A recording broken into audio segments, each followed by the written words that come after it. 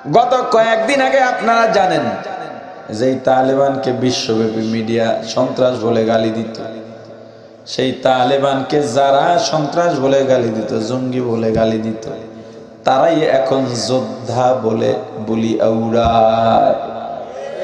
ইসলামের জন্য কাজ করতে থাকো, একসময় সফল হয়ে যাবে। যেই 5 জন মূল নেতা যাদের সঙ্গে শান্তি চুক্তি হলো তালেবান, এদের মধ্যে একজন আছে আবু গারিব, কারাগারের বন্দির থেকে ফেরা, যাকে 7 বছর পর্যন্ত উলঙ্গ রেখেছে, লজ্জাস্থান কুকুর দিয়া কামড়াইছে, তবু ইসলাম থেকে পিছু হটে নাই। সাহাবা একরামের নমুনা এখনো দুনিয়াতে আছে না? আবু গারিব কারাগারে বন্দি রেখেছে, নির্যাতন করেছে, আজকে বিশ্বব্যাপী মাথা উঁচু করে দাঁড়িয়েছে, মানুষ তাদের থেকে শিখতেছে। মুসলমান ইমানদার, ইসলামের চাইতে বড় সম্পদ কিছু নাই, তাওহীদের চাইতে বড় সম্পদ কিছু নাই, জিকিরের চাইতে বড় সম্পদ কিছু নাই, ঈমানের চাইতে বড় সম্পদ কিছু নাই। মুসলমান যেহেতু দাবি করলাম, ইসলাম থেকে দূরে সরা যাবেনি। জোরে বলেন আল্লাহ ঈমান ও ইসলাম সমন্বয় রেখে আমাদের খাঁটি মুমিন মুসলমান হওয়ার তৌফিক দান করেন। যত বাধা আসুক না কেন, আমাদেরকে আল্লাহ শক্তভাবে ঈমান রেখে যদি বাতিলের প্রতিবাদ নাও করতে পারি, ঈমান হারা যেন না হই। যতটুকু আলোচনা করেছি, আলোচনায় যত ভুল আমার পক্ষ থেকে, যত ভালো আল্লাহর পক্ষ থেকে, আমার ভুলগুলো শুধরাইয়া আল্লাহর ভালোগুলো গ্রহণ করার তৌফিক দান করেন। জোরে বলেন যাবেন কে দোয়া না করে? দোয়া না করে গেলে গুনাহ হবে না, কিন্তু বড় একটা নেয়ামত থেকে বঞ্চিত হবেন। একজনের দোয়া কবুল হলে আল্লাহ তাকে উসিলা করে সবাইকে মাফ করে দেবেন। ইবলিস এইটা চায় না। ইবলিস আপনাকে বের করে বাইরে নিয়ে আল্লাহর দিকে আঙুল তুলে, আল্লাহ বলছিলাম না সব দিনে মাপ পাইতে দিব না, এই যে 2টারে বাইরে নিয়ে আইছি। বোঝে না মানুষ, বোঝে না, শত বুঝাইলেও বোঝে না। আহারে, এই মুহূর্তে যদি মারা যান কি অবস্থা হবে একবার চিন্তা করছেন? কথা কয় না। এত মাফের আশাটা কি করলে? মুহাম্মদুর রাসূলুল্লাহ সাল্লাল্লাহু আলাইহি সাল্লামের মুসলমান উম্মত যারা, কেমন উম্মত? কথা বলে না। কিয়ামতের ময়দানে এদের কাতার হবে কয়টা জানেন? কথা বলে না। কয় কাতার জান্নাতে? জাহান্নামে? তার মানে 73 জন মুসলমানের মধ্যে 72 জন জাহান্নামে। এত মাফের আশা করেন কোন জায়গা থেকে? ও আল্লাহ, আল্লাহ মাফ করে দেবে। যদি এমনই হইতো তাহলে তো 72 ভাগ জান্নাতে যাইত। আপনি করবেন আকামার, আল্লাহ মাফ করবে, এত ঠেকানা কি আল্লাহ আপনার আমার সঙ্গে? কথা বলে না। সবাই দোয়া করব, সবার জন্য সবাই দোয়া করব। তার আগে একটু পকেটে হাত দেন। মাদ্রাসার জন্য যে যা পারেন দেন, চেষ্টা করেন বড় বড় নোট দেওয়ার। মানুষের পকেটে হাত দিয়ে না, নিজের পকেটে দিয়ে।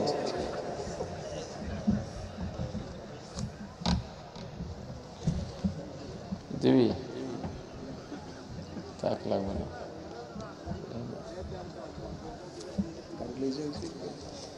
আমার পকেটে 500 টাকার নোট আছে, আমি এটা দিলাম, বড় নোট। আপনারাও বড় কই লোক? কই তোমার কই ছাত্র? কই নামো, দ্রুত নামো, বাইরে যাইয়েন না, কোনো ফায়দা নাই। ছাত্ররা কবে উঠবে? কয়েকজন উঠেন তো যুবক। আর খেয়াল রাখেন, যারা টাকা উঠায় সব কিন্তু দরবেশ না, চোরও থাকতে পারে।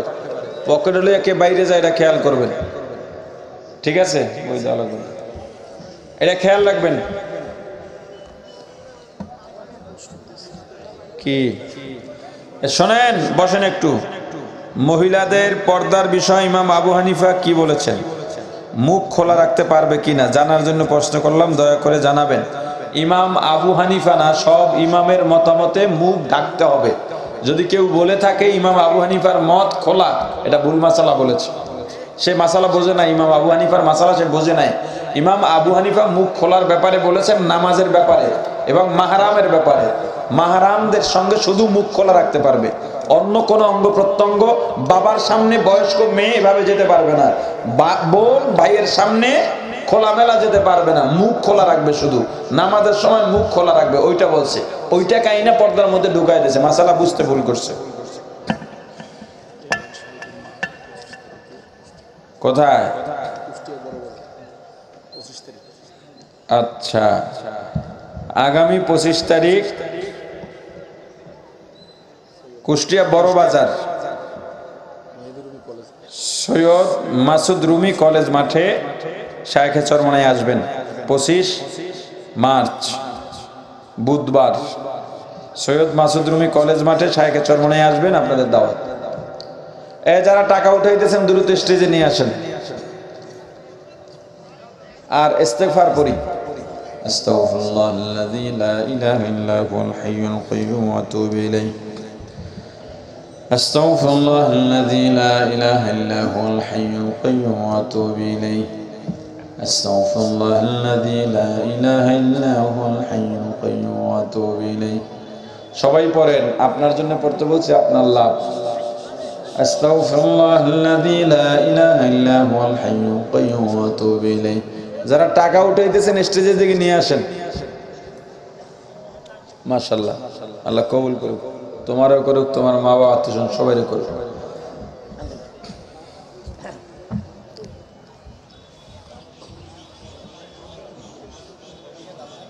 লা ইলাহা ইল্লা আনতা সুবহানাকা ইন্নী কুনতু মিনাজ জালিমিন।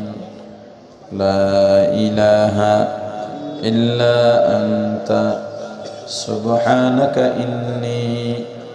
ইন্নী কুনতু মিনাজ জালিমিন। আল্লাহুম্মা আনতাস সালাম।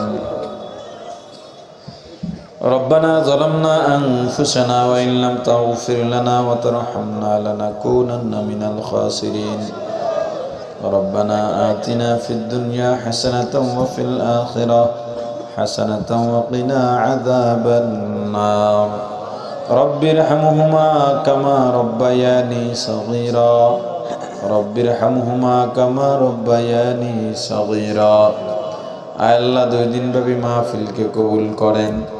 মাহফিলের ওয়াইজিনে কেরাম, সভাপতিবৃন্দ, অতিথিবৃন্দ, শ্রোতাবৃন্দ, নারী পুরুষ, দোকানদার, ব্যবসায়ী, কর্মচারী, কর্মজীবী, জেলে মজদুর, কৃষক, শ্রমিক, প্রশাসন, সাংবাদিক, জনপ্রতিনিধি, রাজনীতিবিদ, আয় আল্লাহ এলাকাবাসী, স্বেচ্ছাসেবক, আপ্যায়নকারী, দানকারী, শুভাকাঙ্ক্ষী, মাদ্রাসার ছাত্র, শিক্ষক, কমিটি, সবাইকে আপনি কবুল করেন। সবার মনের নেক আশা কবুল পূরণ করে দেন। মা বোনকে কবুল করেন, সন্তানগুলোকে কবুল করেন, চুরি ডাকাতি সহ অ্যাক্সিডেন্ট সহ যাবতীয় বিপদ থেকে আমাদের হেফাজত করেন। আয় আল্লাহ আমাদের দোয়ার খবর নবীজির রওজা মোবারকে পৌঁছায় দেন।